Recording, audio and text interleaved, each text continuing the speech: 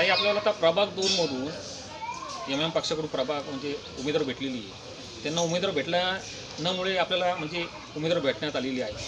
नाही सर, असं काहीच नाही आहे.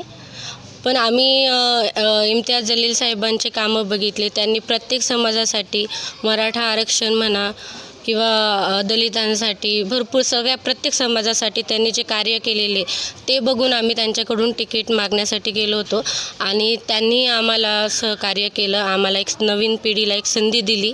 त्यासाठी आम्ही त्या पक्षात सहभागी झालो आणि पुढे काम करत राहू. आपल्याला आता पक्षाकडून तिकीट भेटलेलं आहे, बी फॉर्म पण भेटलेला आहे, तर नागरिकांना आपण जनतेला काय आवाहन करणार?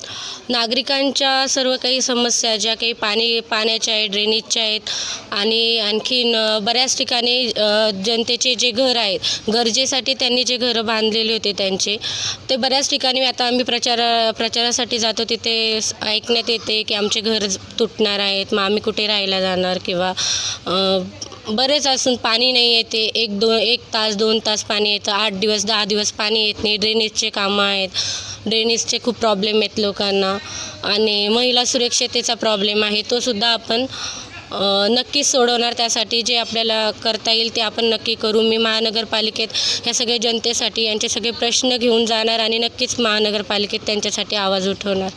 लाडकी बहीण योजना काढलेली आहे शिंदे गटाने, या संदर्भात आपण काय बोलणार? टाईमवरती लाडकी बहिणीला पैसे भेटत नाही. दुसरी गोष्ट अशी आता पुरुषसुद्धा आता बोलतात लाडकी बहीण योजना काढलेली, पण पुरुषांना काय लाडका भाऊ भेटत नाही. माझं लाडक्या बहिणीबद्दल एकच म्हणणं आहे की 1,500 देऊन म्हणजे आज जी महागाई झालेली आहे त्या 1,500त काहीच होत नाही आहे. गोरगरीब जनतेसाठी 1,500 रुपये म्हणजे महागाईच्या हिशोबाने ते काहीच नाही. त्यापेक्षा तुम्ही सगळ्यांसाठी रोजगार उपलब्ध करून दिला पाहिजे. महिलांसाठी वेगवेगळे उपक्रम राबवले पाहिजे आणि नोकऱ्यांच्या संधी उपलब्ध करून दिल्या पाहिजे. त्या महिला असो की पुरुष असो, रोजगार महत्त्वाचा आहे, 1,500 रुपये महत्त्वाचे नाही असं मला तरी वाटतं. आपण निवडून आल्यानंतर सर्वात पहिले महिलांसाठी काय उपक्रम राबवणार आहे?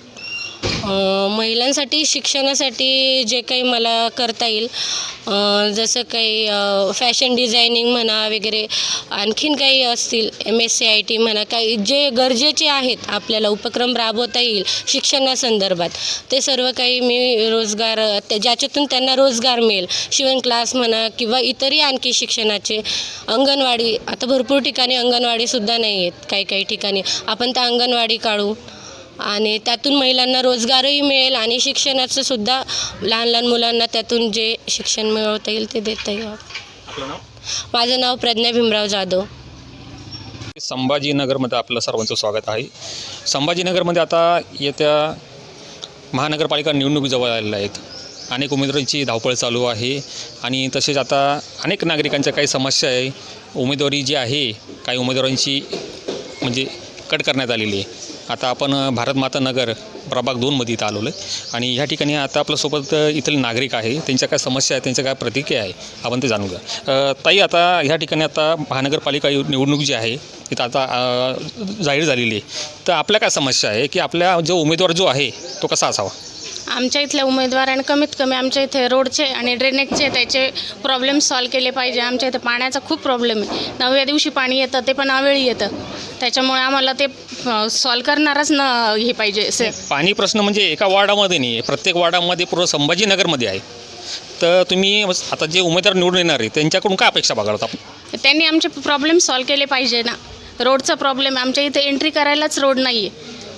आज 10 वर्ष झाले त्या रोडची तीच स्थिती आहे. मग हे कोणी त्या उमेदवारानं केलं पाहिजे कामं आणि बाकीचे पण आहेत. वेळेवर पाणी यायला पाहिजे आणि महिलांच्या सुरक्षेसाठी पण इथे काहीतरी उपाययोजना केल्या पाहिजे.